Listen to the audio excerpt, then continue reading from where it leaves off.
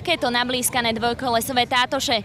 Ich priaznivci sa mohli zísť na 9. ročníku Medzinárodného zrazu sveta motocyklov. Kozlopivný Veľkofest sa vydal na cestu po Slovensku a z 8 slovenských miest zavítal aj k nám. V každom východňarovi sa skrýva pravý rocker. Volebný rok ukončujú dnešné komunálne voľby. Oficiálne otvorenie lesníckych náučných chodníkov, tradičné fašiankové zvyky už dávno zanikli. Tento psík síce dnes nevyhral, a to nielen v Košiciach, ale na celom východe. Predstavitelia politickej strany Sloboda a Solidarita, letné prázdniny na Zemplínskej Šírave, piatok 13. januára, plesová sezóna je v plnom prúde. Deravá strecha, z ktorej zateká do rozvodov elektriny. Takéto krásne historické autíčka Tokajská vinohradnícka oblasť je unikátna. Spolupráca Miškolca a Košíc. Sobranecké kúpele ožili na Dni svätého Huberta. Sa môžu odnes spíšiť certifikátom mladého záchranára. Veľkým piatkom vrcholí pôstne obdobie. Približne 2000 ľudí. Stávanie mája a Lampiónový sprievod mestom pripravili organizátori o 60 tón viac piesku športových hier seniorov v obci Ubľa. Po roku sa do Michaloviec vrátili aj veteráni, ktorá je druhou najväčšou v Maďarsku. 1. októbrovú nedeľu z Michaloviec pre televíziu Zemplín.